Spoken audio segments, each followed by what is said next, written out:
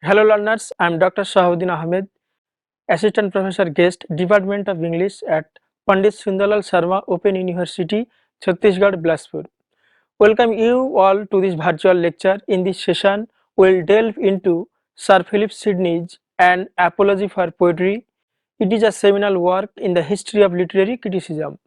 I hope you are all feeling ready for an engaging journey into the world of literature. Today, we have the privilege of exploring one of the foundational texts that has shaped the way we understand the nature, function, value, nobility of poetry. So, our focus is Sir Philip Sidney's An Apology for Poetry. It offers a framework for understanding the mechanics of literature and poetry. It is a framework that has influenced literary criticism for centuries. Sidney's critical treatise is a part of a Renaissance movement to defend poetry. It explains the true nature function of poetry. It shows how Sir Philip Sidney was foremost among the defenders of poetry against the school of abuse.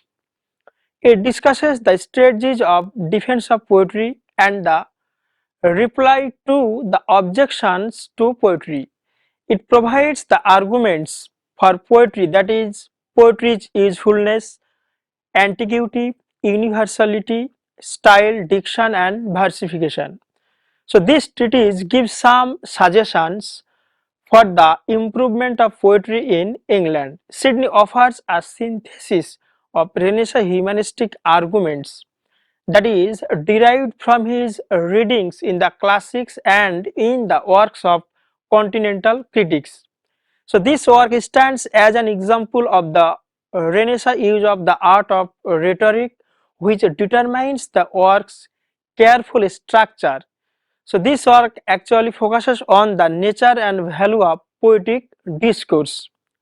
So, dear learners, before we delve into the core concepts of an apology for poetry, it is essential to understand background regarding Sir Philip Sidney. Sir Philip Sidney was born at Penhurst Place, Kent, of an aristocratic family, England, in the year 1554, and he was a Renaissance English poet and critic during the reign of Queen Elizabeth. And Sir Philip Sidney was a Renaissance man, and among his most notable works are Astrophel and Stella, a sequence of love sonnets, and his another work is The Defense of Poesy, that is uh, now I am discussing, that was published in the year 1595 after his death. The Countess of Pembroke's Arcadia, it is a pastoral romance. So, the tragedy for him was that while he was fighting for the Protestant cause against the Spanish during the Battle of Zutphen, Sir Philip Sidney was shot in the thigh, and for that he died at the age of 31. Now, dear learners, let us begin with some background information about an apology for poetry. In School of Abuse, Stephen Gusson attacked poetry and more specifically drama because he thought that drama and poetry became a vehicle of moral degradation. That's why he condemned drama and poetry.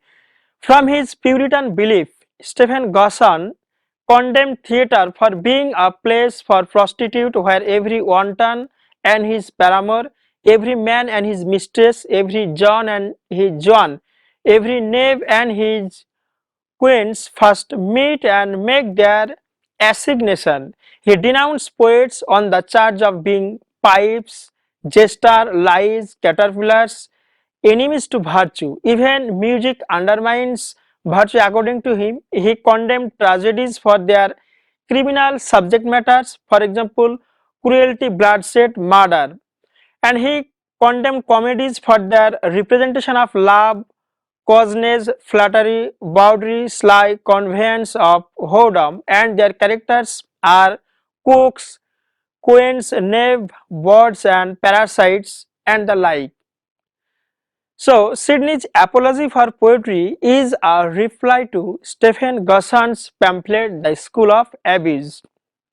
So, dear learners, let me begin Sidney's Apology for Poetry. Sidney speaks of the need to defend imaginative writing, especially poetry. It defends poetry against the charges of time wasting, lying, allurement to vice that is propounded by Stephen Gosson. So, for Sidney, it is sheer ingratitude for the learned to disparage poetry when the poets were the first purveyors of knowledge, their fathers in learning. Sidney emphasized that how for the Romans the poet was a diviner or a seeker, and for the Greeks the poet was a creator or maker. Here lies the significance of poet according to Sir Philip Sidney. Poet is not a slave to nature. Poet is creative person. Poet's work is superior to nature. Nature never set forth the earth in so rich tapestry as poets have done. Neither with pleasant rivers, fruitful trees, sweet smelling flowers, nor whatsoever else may make the too much loved earth more lovely. So, her world is brazen, the poets only deliver golden. So, in that way, Sidney makes a difference between nature and poet. And poets has ability like gods. The godlike activity in man exalts him above the rest of nature. In this context, poetry is not divine possession, but poetry is human power of conception. Poetry is the power of the human mind. Poetry is elevated above the world of physical nature. Poetry is higher than nature. Poetry does not copy nature. Poetry offers an idealized version of reality according to the laws of probability and necessity. Poetry has the power to produce an ideal golden world. For Sidney, poets are creator rather than a sterile copier of forms located in the real world. So they are seen as creative, fashioning and self-fashioning. Sidney said that there is no art delivered to mankind that hath not the works of nature for his principal object. The poet does not depart from external nature. Poet works are imitation, and that is made of the material of nature, and poet's works are saved by his or her vision. This vision is one that demands the reader awareness of the art of imitation created through the maker, that is the poet. Free from the limitation of nature and independent from nature, poetry is capable of making things better than nature. And poetry brings forth forms such as that is never seen in nature. So that is all about the difference between poet and nature. Now, dear learners, let us now turn to Sir Philip Sidney's definition of poetry. Sir Philip Sidney defines poetry. Poetry is an art of imitation. For so, Aristotle termed poetry in his word mimesis, that is to say, a representing, counterfeiting, or figuring forth. So, I speak metaphorically, I speak in picture. With this end, the purpose of poetry is to teach and delight. So, Sidney's definition of poetry is based on Aristotle and Horace's notion of poetry. His definition of poetry goes beyond Aristotle and echoes Horace's Ars Poetica, in which poetry is a speaking picture, that is, art picture poesis. With this end to teach and delight, the poet has the ability to make poetry by imitating reality, representing the world in language. So far, Sir Philip Sidney, poetry is a good invention. It is an art of imitation. While Plato's theory of poetry is seen as a mimesis of appearance, Aristotle's theory of poetry is seen as a mimesis of universal reality.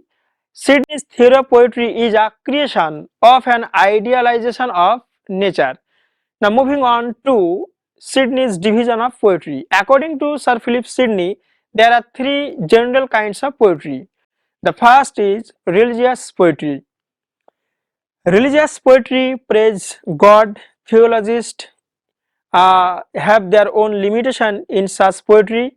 For example, David uses such poetry in the Psalms in the Bible. Second, philosophical or instructive poetry.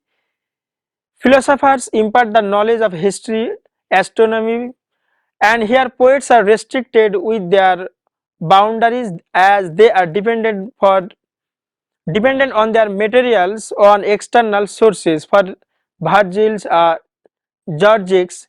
And third is imaginative poetry. It is the right poets who are the makers and have no laws but wit, and who most properly do imitate to delight and teach. To imitate borrow nothing of what is hath been shall be, who are not like the philosophical poets bound by the subject matter they convey. So imaginative poets are the real makers. According to Sidney, they are the poets, they are the unacknowledged legislators of the world that Shelley emphasized in his writing. And according to Sidney, verse is outer is king and not the flesh and blood of poetry. Verse is just an ornament and not essential to poetry. Rhyme and meter harmonize the language and help to the memory. And there is the subdivision of right poetry or imaginative poetry. The first is pastoral poetry. It deals with beauty of the lowliest life and thus arouses sympathy, and it admires simple life and it hates cruelty, tyranny. Second, elegiac poetry, it arouses sympathy that deals with suffering and miserable, it arouses pity. Third is satire poetry, it laughs at folly out of court. Comedy is an imitation of common errors, it represents our life in ridiculous manners, it helps men keeping away such errors. Tragedy reveals the wickedness of man in high places and brings home to men the uncertainty of life. Next is lyric poetry. It sings the praise of men and God and thus enkindles virtue and courage. The next is epic or heroic poem. Sidney considers epic or heroic poem is the more best and accomplished kind of poetry since it instructs the mind, in which heroic or moral goodness is effectively portrayed. So heroic poetry presents the picture of heroic men and heroic action. Now dear learners, let us focus on Sir Philip Sidney's definition of poet. According to Sir Philip Sidney, a poet is not made by rhyming or versing to the status of ornaments, but a poet is made by the feigning notable images of virtue, vices, and whatsoever else with delightful teaching. The purpose of poetry is to lead, to draw us to as high a perfection. The poet is free of dependence on nature. Poet is not restricted to any given subject matter, any given sphere of nature, and his imitation does not actually produce anything in nature. Poet's concern is not with actuality but portrayals of probability and necessity and of idealized situation. Now dear learners, let us turn to superiority of poetry over philosophy and history. Poetry is more philosophical than history as poetry deals with universal, that is action or words in terms of probability or necessity, whereas history deals with the particular, that is constrained by what actually happened in the past. A fictional representation of character is preferable to a portrayal of the actual historical character in imperfection. Historian is tied to reality in terms of true events. He is not at liberty to represent the ideal pattern of people events, whereas the poet can make by his own imitation, beautifying it for both teaching and delighting. The poet's freedom to choose his material to frame in an ideal pattern so that he can present virtue. Poets are superior to the philosophy and the historian in this context. The philosopher teaches by precept without example, the historian teaches by example without precept. Both are unsighted and deficient. The philosophy merely teaches in the abstract. The historian lacks the force of generalization and is tied not to what should be, but what is, to the particular truths of things. Only the poet, according to Sidney, can supply both the precept and the example to convey virtue. The poet brings universal with the particular, and the poet is historian and moral philosopher. The poet is above all preacher and theologian. The imaginative range of the poet makes him the better teacher. Unlike historian, the poet has no limitation on effective moral teaching. The poet can ensure that the virtue is rewarded and vice is punished, how passion must be mastered, how the domain of virtue extends into family and society. Poetry moves us to virtuous action, which is conveyed in a delightful manner that lacks in history and philosophy. The end of all learning is virtuous action, and poetry best serves this purpose. The imaginative power of poetry is to move people, is to influence people, which is more teaching and delight rather than mere cold instruction of philosophy, because poetry brings to life all the virtues, vices and passion. Its true function is the winning of the mind from wickedness to virtue. Poetry has the power to infect with civility and virtue, to contain and convey great mysteries of the world. Poetry has the power to be the vehicle of divine inspiration and to immortalize. Now, dear learners, I am moving on to Sir Philip Sidney's replies to objections to poetry. The first charge against poetry is that poetry is a matter of lie, but Sidney defends that poetry bestows upon human beings the greatest gifts of speech and reason. Poetry has an affinity with knowledge. Poetry is the mother of all knowledge. It teaches and moves to virtue. It is poetry that makes various knowledge, that is scientific, moral, philosophical, political, and that are accessible by expressing them in pleasurable forms. The second charge against poetry is that poetry is the mother of lies. For Sidney, poets are not liars. Historians affirm so much that is uncheckable, and historians cannot possibly avoid lying at times. But the poet never affirms and lies. Poet never tries to trick you into believing that what he writes is true, what he says is true. Unlike the historian, the poet does not claim to tell us the truth. He does not affirm anything as true. He is not relating what is or what not, but what should or what should not be. Poet's writing is not affirmatively but allegorically and figuratively. In this way, Sir Philip Sidney defends poetry against the charge. The third charge is poetry is the mother of abuse, infecting us with desires. Poetry does not infecting love. Even poetry is granted that many poets' works are so degraded, that does not mean that poetry corrupt men. Poetry does not corrupt men's sweet. It is men's sweet that corrupts poetry. All knowledge, all things that can be well used or ill used. With a sword you may kill your father, and with a sword you may defend your country. In this way, Sir Philip Sidney defends poetry against this charge. The final charge against poetry is Plato's banishment of poets from his ideal republic. Plato condemned the poets of his age for disparaging the gods by their fictions, which might corrupt the youth. As Plato's dialogue Ion gives a divine condemnation to poetry, viewing poetry as inspired by a divine force. For above man's wit, Aristotle, Alexander, Plutarch, Caesar admired poetry. Sidney does not blame Plato as an enemy of poetry because Plato was a philosopher. Plato was against the wrong opinions of the god and atheism, which poetry in ancient times had helped in developing among the youth.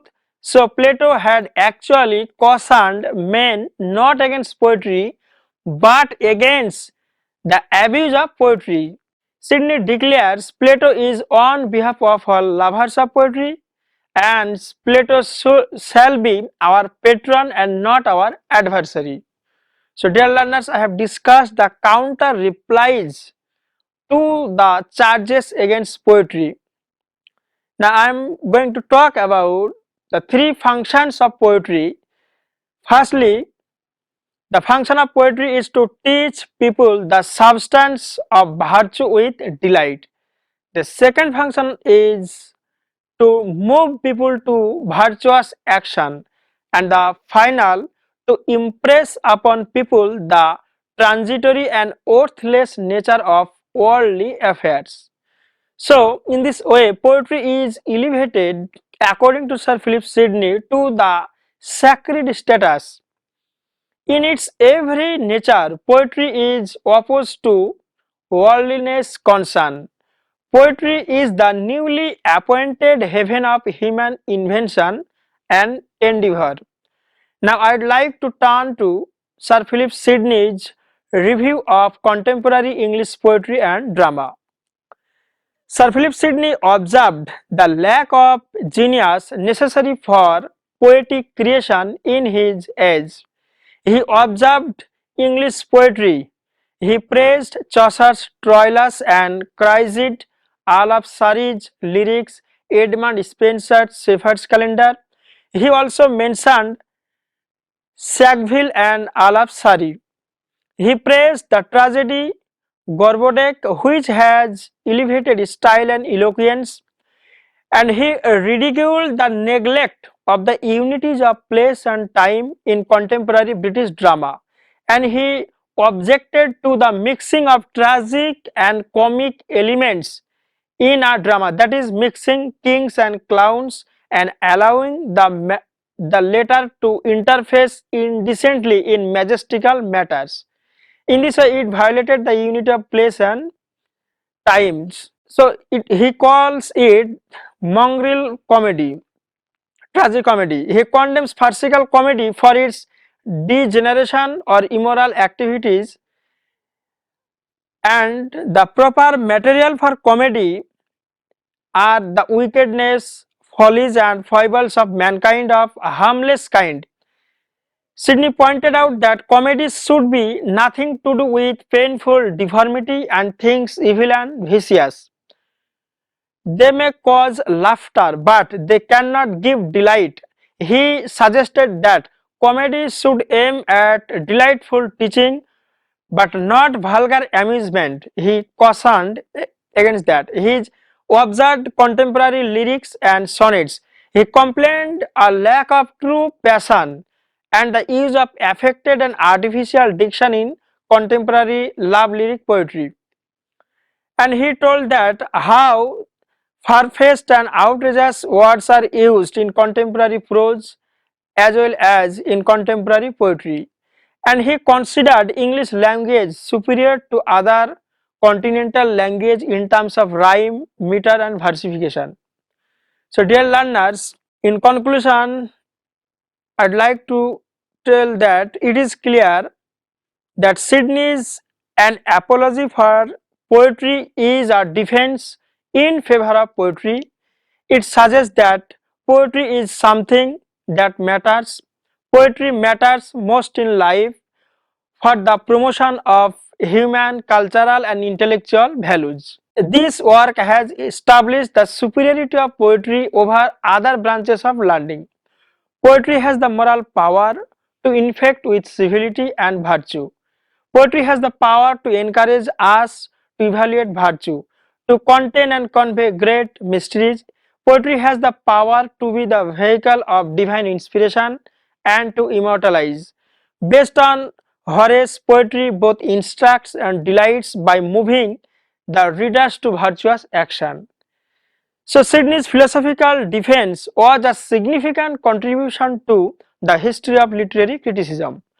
Because of his discussion of poetry's ancient and modern place in society and its mimetic nature and its ethical function, and he overcomes the problems of censorship by arguing that poets make no literal claim of truth and thus creates statements that are in a sense fictional. He advocated for a proper place for poetry and a separate reality that poetry creates. He puts an emphasis on liberty and freedom of imaginative writing. His force and ability are anti-authoritarian, and he celebrated the creativity of the writer.